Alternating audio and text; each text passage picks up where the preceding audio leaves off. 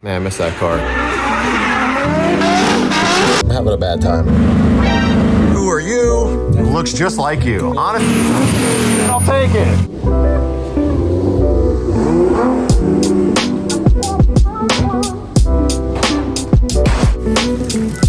I made a lot of mistakes while building this car, and now I'm gonna pay for it, literally. But I gotta get it to work, otherwise I'm getting rid of this thing.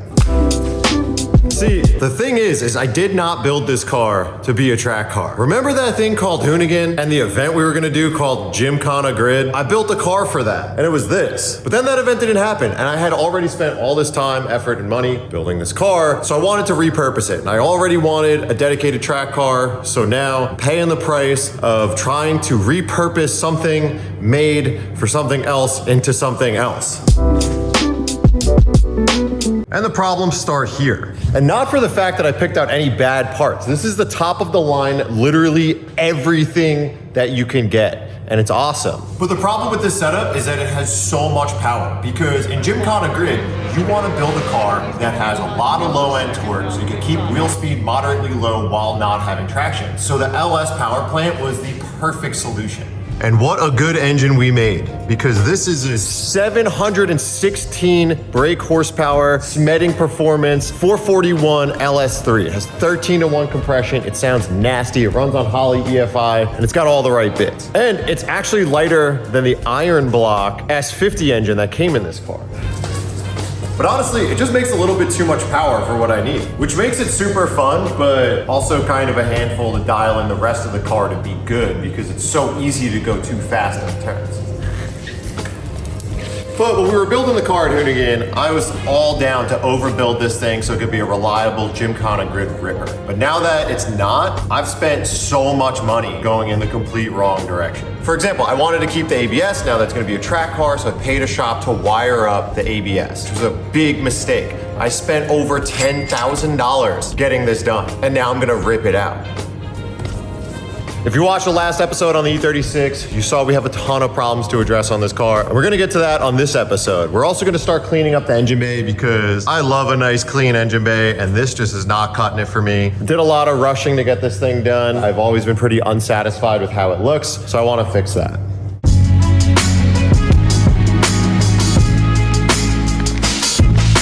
And this is one of those situations where I'm really thankful to have the network that I do, because I got a lot of friends coming to help me out on this build this week. It's Tuesday, and on Friday, we're going to SoCal Drivers Club to go continue to develop this car with the guys from Chase Bays. First thing, I gotta do a little out of order, is I gotta pull a part off, and we gotta go visit Soupy to get something welded. This isn't mine. If you missed my last episode, I'll explain it. Lineup is always so hard here. Sheesh. There he is. I knew you'd come. Oh my God, who are you? Soupy. It looks just like you. Honestly, they say that dogs look like their owners. He's cuter though, you. Not so much. Dude, Hert's car looks nice. Right? But this thing looks great, holy crap. Dude, this exhaust exit is tight. Oh my God, is that it? That's it. Soupy actually just started his YouTube channel, so bother him to finish this car, because I've known this guy for like 4 or 5 years now, and I've never seen him drive one of his fun cars. Just the other day, I saw the RX-7 was here, nothing else. It's sold, gone. He's honestly worse than me, because you've bought and sold that car a couple times. Twice, sure. Well, finish that thing. I can't wait to sell it. That? No, I'm not selling it. So I got a titanium pipe, but then I got you welding gloves and titanium welding wire. Hell yeah.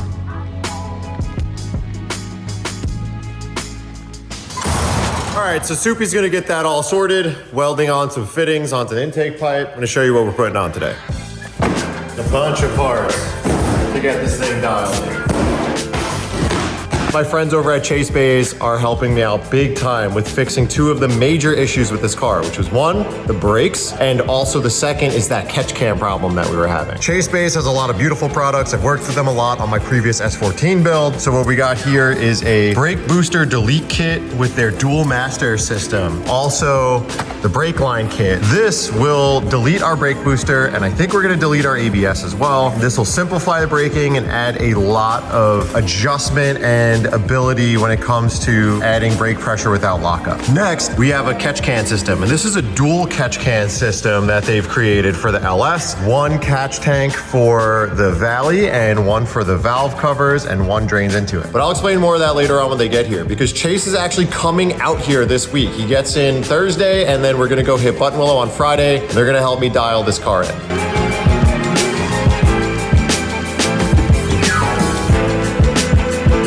We also got some new Holley valve covers, which put the MSD coil packs back on top of the valve covers, more like factory replacement, along with MSD wires to go with it. Because while I really love these Smedding valve covers, I think they look nice and clean, I absolutely hate where the coil packs are mounted because the spark plug wires are super ugly and there's really no way to make it look cleaner. It also goes through the firewall kind of like open. It's always bugged me. Although we're gonna get rid of these nice Smedding valve covers, the Holley ones are also really good looking, and I think it'll clean up the engine bay a lot. Sounds like my next person to help has just arrived. Wow, okay. This is the work whip. Yeah. God damn, what's up, dude? How's it going? I didn't expect you to pull up in this.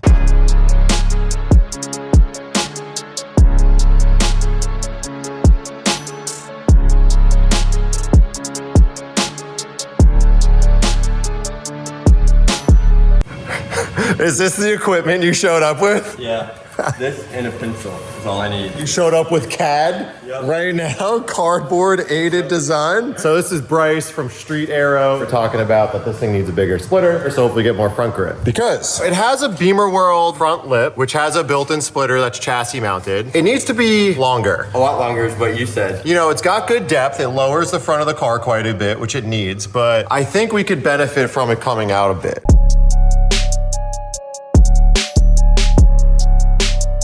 All right, so first thing we did was just take a look under here, what we're working with. So we're probably gonna try to mount to these original points, and then we're gonna actually try to extend to the subframe. So the subframe's got some threaded holes here, so it looks like we can possibly bring this back a bit. So the only thing we're really watching out for is tire clearance here, because we're running the wide body and extended arms. So the wheels and tires do get very close to the splitter. So we're gonna do that, bring it back a bit further. And then all we gotta do is lower the car down, and we're gonna create the shape for the front of the splitter using CAD. Yeah, how you do it?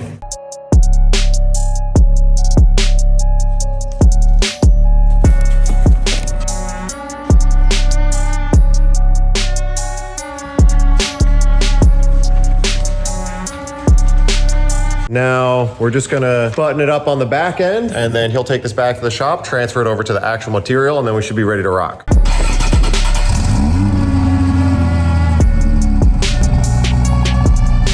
Later. Ah, man, everyone's stopping by today. What up, dude? How's it going? We got the Evo here. We want to do something with this car. We have a fun concept. Comment below if you want to see more of Ron's Evo. If you didn't get a full taste of it at the end of the Hoonigan Project Garage, this thing is sick and it's been ripping. There's no footage of it actually driving around anywhere on the street. Yeah, we got to go get this thing out on the street. This episode has way too much to pack into it, so we're not going to do this one, but we'll do another. Hell yeah, I found the first issue, and I'm really happy that we're taking the brake booster out, because otherwise you can't get the valve cover off because it hits the brake booster.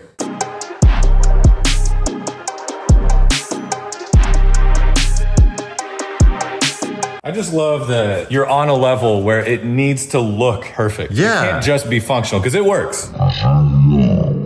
But honestly, it's a thing that always bugged me about the car, and I've been slightly embarrassed about, is like under the hood, how bad it looked. Literally under the hood, how bad it looks. Yeah, I don't know. There's a certain thing where it's like motorsport, everything has to look really nice. And we've been to Hyundai N headquarters, M Sport, all the stuff. Like, race cars look like show cars. Super clean underneath. Yeah, but for now, everything is apart, and I'm gonna go home for tonight because I didn't really plan on getting deep into this project today. And the reason I took the intake manifold apart was actually for one simple thing. Previously, we were only venting the engine from the valve covers, but Chase and the guys, so they wanted to vent from the valley, in which case I had to get this plug out. So we're gonna turn this from like a fill plug that was inaccessible to a vent for the valley, the engine block. All right, I run out to the store and I come back and there's a whole ass race team. I've demoted myself to drink getter because I did a really bad job at prepping myself for these guys to show up today. Chase, what's up, dude? So the boys from Chase Base came out here because if you remember my S14 project, yeah, that one, man, I missed that car.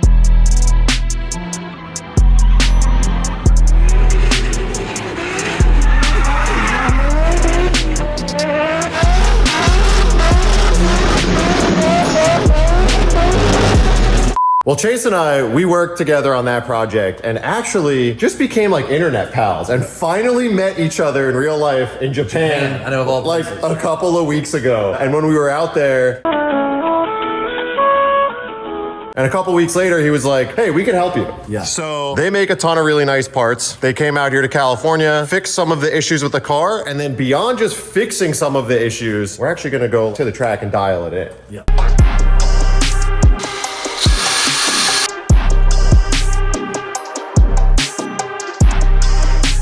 We got this all set up. We're gonna start bolting up the catch cans, and we're actually gonna run a dual system that I was showing you before. Generally under 500, 600 horsepower, you can run one catch can. You can kind of tee the lines or Y the lines and make it happen. But because this is 700 horsepower, I wanted to run two. So the 6AN is coming from the valve covers, and that'll be dedicated here. The Valley is on LS is actually gonna be more crankcase pressure, so we did 10AN. So, and the reason why we're doing that is because Chase believes that my valve covers were pushing a ton of pressure because the Valley actually wasn't vented. All that pressure has to go somewhere, so it's pushing it out of the valve covers. So the thought is that we can do two separate systems and actually get less blow-by, is it called? Is it technically blow-by? It's blow-by, yeah. And a lot of the problem sometimes is valve cover baffling and just not having a circulated system. That's pretty much what we're solving. So what do we got here? So this is the Valley cover catch can. It's the same catch can, we just have different adapters on top and different brackets. Crankcase pressure is obviously, it's a longer winded video and maybe we can do a better video on it. But if you have crankcase pressure in the engine, it's gonna make less power, it's gonna cause problems. I mean, eventually it can actually blow the engine, but most catch cans are just a can with a filter on it and an inlet. And that's problematic, especially when you get into higher power like this. If the oil exits the engine and goes back in, it can reduce the octane of your engine. So you wanna catch it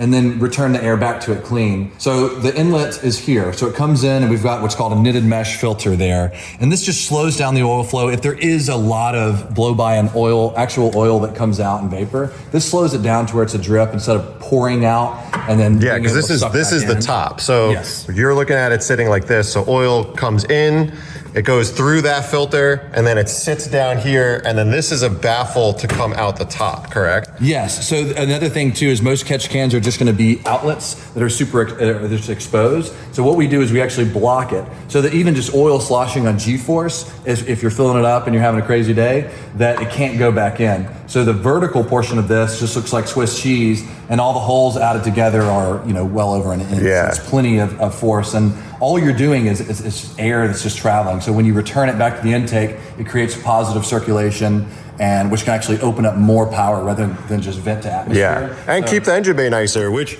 isn't even just to keep the engine bay nicer, but oil is very slippery. So you have all that stuff dumping out all over, pretty much right on top of your front tire, super unsafe. Also right next to the header, so it's creating a lot of smoke.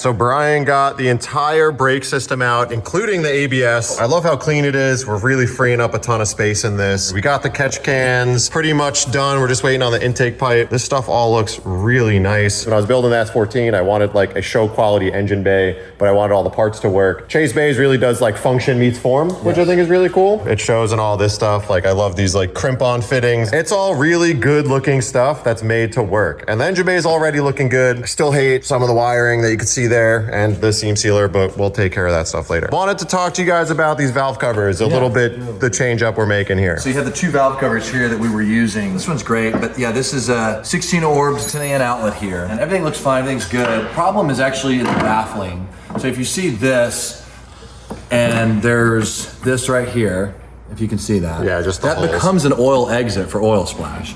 And so at that point, you're not getting rid of crankcase pressure, you're just getting rid of oil. So that's gonna fill up a catch can way too soon. So if this was just covered up, this would probably be way better because this is actually a really nice baffle, a really nice valve cover. Holley is, if you see, we've got our outlet here. 6 AN is a good size for this, but you see how this is where the air is gonna pass through? And there's no direct way for that oil to go through there. So it would just go in here and then it's probably drain back. So all this air can pass through here and in these 4 spots, but it's not gonna have direct oil splash. And so that's the main problem with most people's setups is that they're actually just getting oil splash, not crankcase pressure and not blow by. Interesting. We see people change their entire builds and think they have a problem when really it's just oil splash. You know, we could probably make some minor improvements to this. We might get a good bit of oil on this one because depending on how much oil splash you have, but you could probably just seal up this and this, and then maybe have another hole over here, and it would be plenty to vent it all through. And even just that one would probably be enough in these two. So yeah, and I like the idea of bringing it back to the intake because what you're doing there is actually pulling vacuum. So that helps seal the rings a bit better, and you're going to get all of that pressure out of the crankcase by using the vacuum that the intake creates. I'm a big proponent of it. I think it's cool now that it's not going to hinder performance, and you know, these valve covers look really clean, but actually I'm really excited to go over to this style because I think it really cleans up the engine bay, having the coils mounted on top with the shorter plug wires and stuff too. Much cleaner routing. All right, just picked up the pipe from Soupy.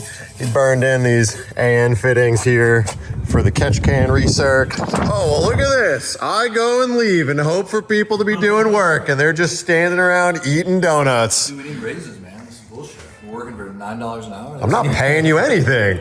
Oh, wait, what?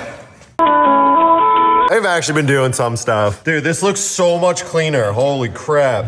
And it sounds like the splitters arrived. Look at that delivery vehicle. Sorry, I should this over.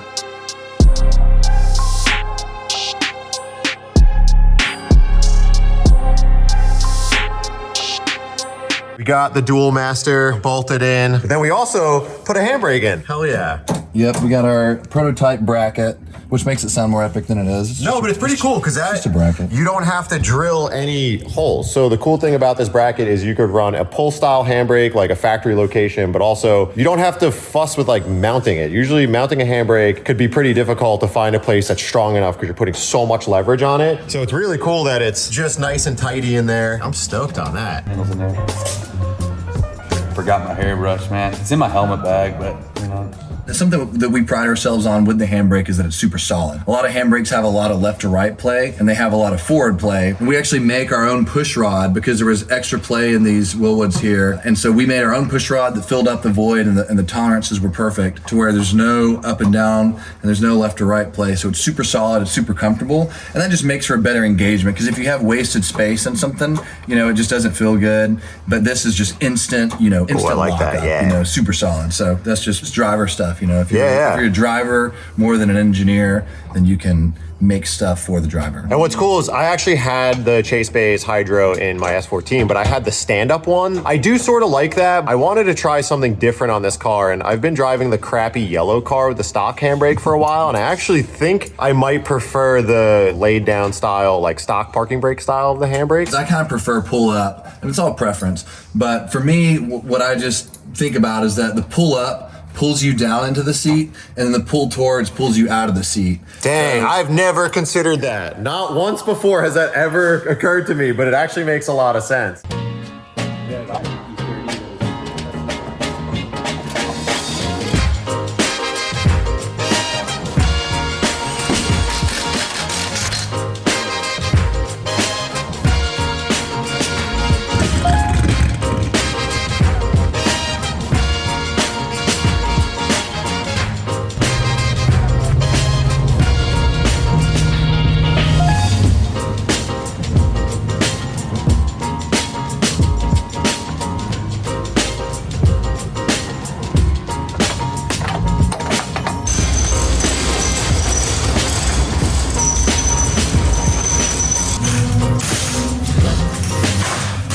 We're here at Button Willow with our friends at SoCal Drivers Club. Pretty much the people we come with every time because it's 25 car maximum open track day, which means we'll have tons of time to test this car and do lots of work on it. We were thrashing yesterday to get the car done, so I didn't even really do an intro on the guys. You met Chase, you could put two and two together. Owner, creator, Chase Bays.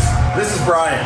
So, Brian Leonard, VP of Chase Bays, just started about probably a year ago. Formal background would be pro racing at World Challenge, a little bit of IMSA, professional driver coach, had a race shop for a while, all that. Yeah, and honestly, wouldn't you trust any race car guy that looks like this? Show him the boots, dog. Show him the boots. Some nice Python. Yeah, These are dang. 5 horsepower per. I was a little weary. I was like, these Chase Bay guys make show car parts. And then this guy shows up.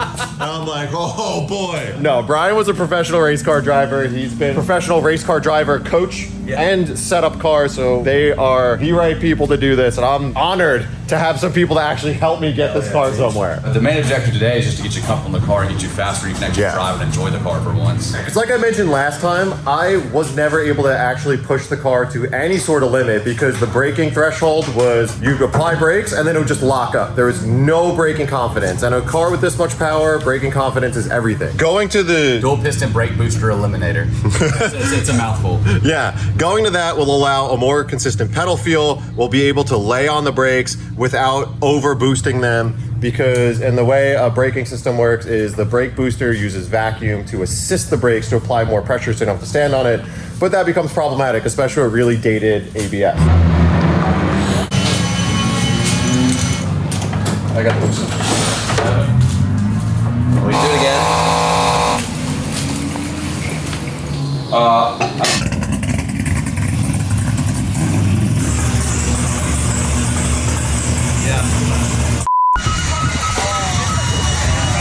Lewis, what are you doing? It's a rally car.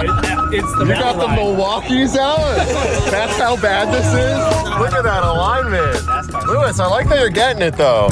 He literally wanted to go full throttle into that hill. He didn't want to win. I can't brake. Oh yeah. Yeah, we've all been there. You gotta go a little bit too hard and find your limits. It's fun to laugh at them at least, because Lewis deserves it.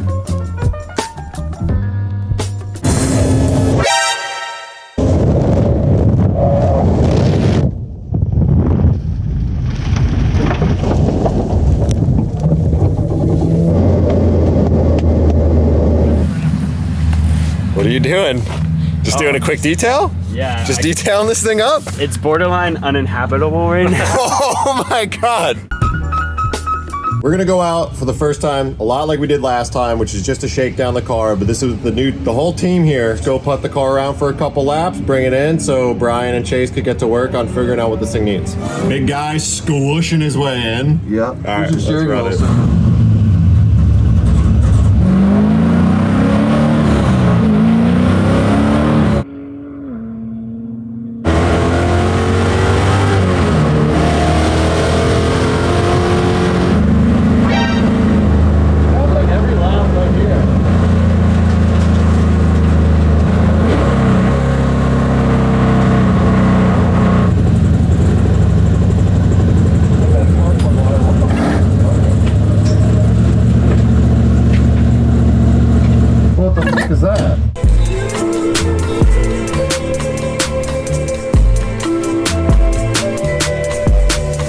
Well guys, I'm having a bad time. We're having a misfiring issue. We can't get the car to run well, which has nothing to do with what Chase and the guys were out here to solve, but it's just a race car problem. So now I'm under the dash checking fuses. Brian's looking at all these coil packs that are all brand new. So we can't really figure it out, but we're running out of time. So we've got to make this work.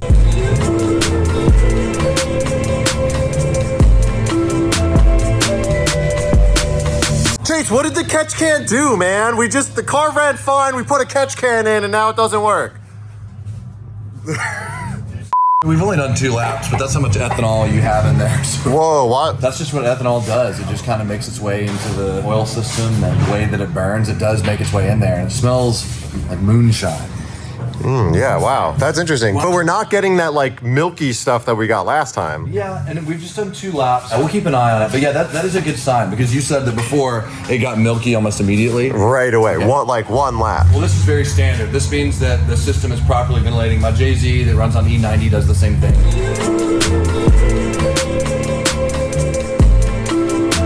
Dude, Chase figured it out. We think. And Chase said, could the intake manifold be loose? It's O-ringed, you tighten it, it gets hot, and you have to retighten it. This happened right before we went to the dyno with Jacob, and that's pretty loose. Dude, how is that even, how's the car even running? Oh, dude, I'm so happy though. Thank God. Let's see if this works.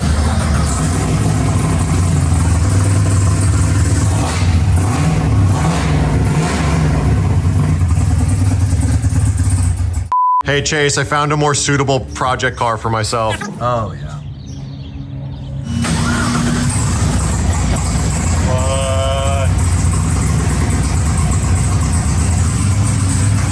What? Wasn't it?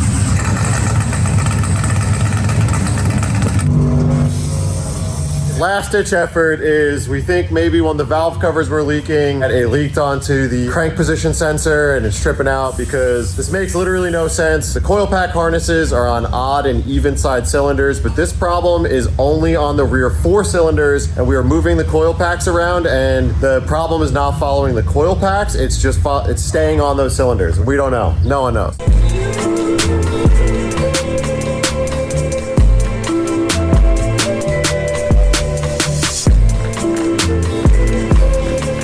What an absolute bummer. I can't believe we spent all this time and effort yesterday, and Chase and Brian came out here to work on this car, woke up super early this morning, drove up here, spent all this time, effort, and money to come up to the track, only to do 2 laps. We didn't get to do anything that we set out to do. Did about 1.5 laps, had a little bit of a leak from the valve cover, came in as we were coming in, the car started misfiring really bad, troubleshot it for a long time, just couldn't figure it out. Which honestly bums me out on so many levels, because not only was today a big waste of time for me, and also a huge waste of time for Chase and Brian and Chase Bays for helping me out on this project, it sort of got me thinking like, am I over this car? When I set out building this car, it was to do it for Gymkhana Grid, something to do with Hoonigan and all the boys and have a good time, build it at the shop. And now I'm sort of left with this car that I have to build on my own, and I don't really have that same community of people where like we do it all together. And I just don't know. I feel like I'm a little torn, like I'm almost past this time in my life where I want such a big crazy project, because on the other hand, I could have taken the GT3 here, or like a factory S2000 or something really simple, and just drove all day with my friends and had a good time. Instead, we spent a ton of time and effort doing this to get literally no result. Net positives, because it's obviously a bummer that we came out here and didn't get to get you fast on track or get the car dialed. But with the laps that we did do, we saw that the oil catch can wasn't getting milky. Feels like we solved the crankcase ventilation problem, where the baffling on the valve cover and the oil catch can itself were just not up to par. Of course, the manual brakes, I think there's still some dialing in that we need to do with the manual brakes. The car wasn't instantly locked up, the brakes were controllable. So even though it was just a small snippet, I think at least on our side of things, we helped you solve those problems, and then now it's down to the mechanical. Yeah, sometimes you just gotta. There are some positives, and you're right. I mean, project cars are a journey. It's all trial and error. So like, we did take some steps forward. The catch can's better, the brakes are better, we got a handbrake. That's important for getting a good lap time, you know? Yeah, very important. And it looks a lot cleaner under the hood, but I mean, it was a big waste of time for you guys, for sure. Yeah, I wouldn't call it a full waste. I think we covered some ground here. And I know that in some of your other videos, you've mentioned how much work a car like this is. Yeah. Because a lot of people would take a stock car and put coilovers on it and go rip laps. But a car of this caliber, they now understand that you have to tune a car on the dyno. Yeah, it's a lot of work to dial in a car like this, and it doesn't just stop at like the assembly, unfortunately. And they think it's just the rest of smooth sailing. But you might take an entire day just to dial in the brakes. I mean, brakes are just as important as the power that it puts down. A whole day just for the dampers and the sway bars. A lot of these cars, people don't see what the work is behind the scenes, but just an entire day for engine tuning, an entire day for track engine tuning. That's actually, honestly, it's like a great point, because normal people, like, we're so skewed from YouTube nowadays, because I think you see cars come together, then they just like work and get done. Reality is like a car like this would probably take a full year to become fast on track, getting that whole package to work and getting myself acclimated enough to drive this car fast enough as well. It's Saturday. Almost the end of track season in California. So our season really operates in the winter, and then as soon as May rolls around, it's borderline too hot to come to the track. And it's really hard to dial in a car when it's like 120 degrees. We were thinking maybe we ship this car out to Alabama, to Chase Base headquarters, and then we do some testing with it down south. Yep, maybe I'll get to do a bucket list, which is go to Road Atlanta. Once this thing is like more dialed, that's been something I've wanted to do for years. I don't think the project's over. It's a tough pill for me to swallow today, but I appreciate you guys coming out and stuff, and I hope we get this thing further dialed. Let's go eat some Korean barbecue. Yes, Korean barbecue. Vinny. Charles to the rescue, man. I hear you're having a rough day out there. I see a lot of wrenching going on. My favorite type of track day. I got this SDC rental for you, man. This is our E36 M3, and what I want you to take it out, man. This is our rental. For you guys that don't know, rental means they have like an arrive and drive service. You literally, Charles will drive it up for you. I bring the car to the track. It's full tank of gas. It's fully set up. MCS one-way suspension. Woo! Titan 7 wheels, AO52s, cooling CSF radiator, oil cooler, Carbon Tech Evo seats, CAE shifter, dude, Momo steering wheel. You even got the aim in there already. The custom aim setup. Do you sub to this? Sub to in this car. Man, drive it to the track, smash on it all day. How many laps has this thing done today? It's been out there the whole day. I don't even know, man. Oh my God. Filled up like twice. Get out of here. Yeah. You can rent it through our website, and we bring it to the track it all day. We have a guy up here to help you with everything throughout the day, and then we take care of it. We drive it home. Dude, that's and then sick. You have a great day at the track. I mean, you guys know I've been going to the SDC events pretty much since you guys started. Yes, they're the homies. And then when they bought this car and they started building it, I was actually building my car, Race Cars Unlimited. So this was like side by side. And since this car's been done and my car's been done, this thing has probably seen quadruple the track events. All the track days. No issues. No issues. Morning, end of day, and that's what I want you. I want you to experience this car. I'm gonna give you the keys. I want you to rip on it. Oh my God.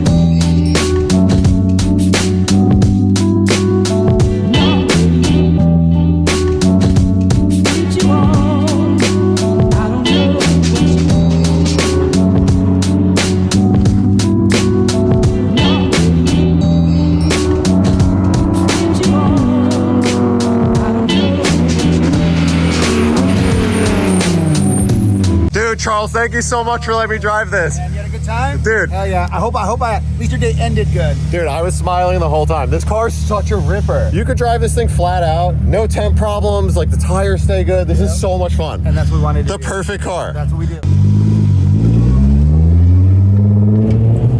Yeah, it's a huge bummer today, and I apologize because I don't want to make content like this where you get nothing out of it. I'm pretty torn right now. I have a drive home and I got a lot of thinking to do because I don't know the path forward here. A part of me wants to go chase this dream, ship the car out to Alabama and go further develop it and see if I can dial in a dedicated track car. But the other part of me thinks maybe I'm just over it. Like maybe I don't want this car anymore and I should just get it to a point where it feels pretty good and then sell it, because there's definitely someone out there who has the time and the dedication and the love for a project like that to bring it to the level that it needs to be, and that could be cool. What do you guys think? Should I sell this car and just move on, get something else that we can track, put the money and the time and the effort into other projects that could be fun for you and more enjoyable for me? Or should I continue to try to develop this thing? I don't know. I got some thinking to do. Let me know what you guys think. Thanks to everyone for watching, but for now, I'm out.